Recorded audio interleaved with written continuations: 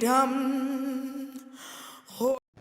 What major world events happened during your childhood? Well, Martin Luther King was assassinated, John F. Kennedy.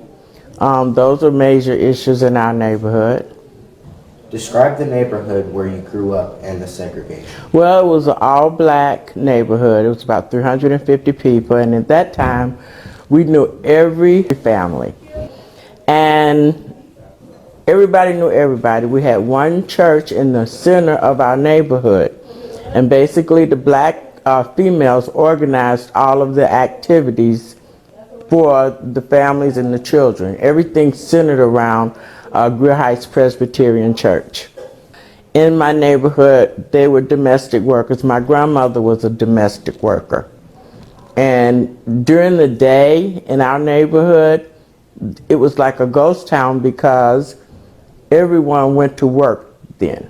The only people that were left in the neighborhood were like the people who were babysitters or a couple of other people that just didn't work. But it wasn't like you didn't have people at home during the week. They were all working. I was born in 1955, which really was when everything was transitioning, you know, from 1955 to 1960.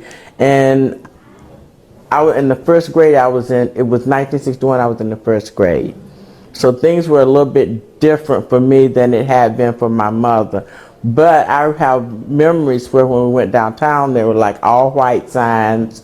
When we went to Crest, which was like a little 5 and dime variety stores, we had to order our food on one side of the counter. You could not sit down and eat in Woolworth. It was just, I mean, you had to sit in the back of the bus. So there were, I remember those, when those times transpired. I remember when, after Rosa Parks refused to move and we had the transition to where my grandmother wouldn't go to the back of the bus and she never went to the back of the bus again. That proved a point for me because there were still a lot of people who wanted to sit in the back because they were so used to sitting in the back that they couldn't transform to sitting in the front of the bus. But my grandmother did it for us. How would you define racism? I'd like to say racism doesn't help anyone. So the best thing to do is not judge people by their color, but to judge them by the individual. So that made a big difference in my life today because I'm not racist, but I recognize and know what racism is. What advice would you give to young people today? Well, first of all, get saved because I got saved when I was 18 years old, and that's what really transformed my life. Probably I would tell everybody you should fear God because that's going to be one of the most important things in your life, and it's going to give you a landscape so that you'll know that you have boundaries. About Black history, it means that when I was a kid or when I was growing up, we didn't have the opportunity to have a Black History Month. And we probably would have learned a lot more about our heritage than we did before I did it. I was almost an adult before I really realized, you know, what my heritage and what Black history even meant. You know, I bought my kids a set of encyclopedias from Ebony. It's like 5 volumes. And it has everything from slavery to now. You know, almost up to now, it tells you, you know, where we're at right now because in a sense, we really haven't moved a lot.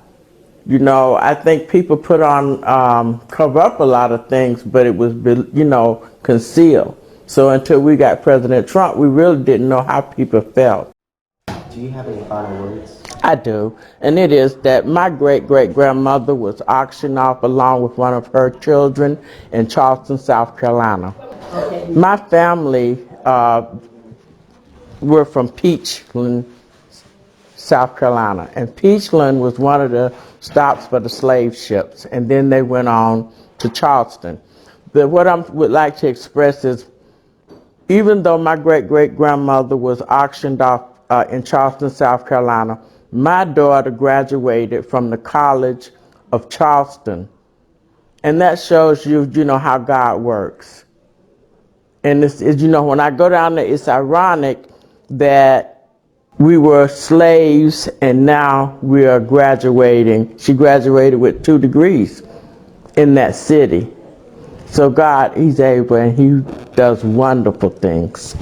Oh, freedom. Oh, freedom. Oh.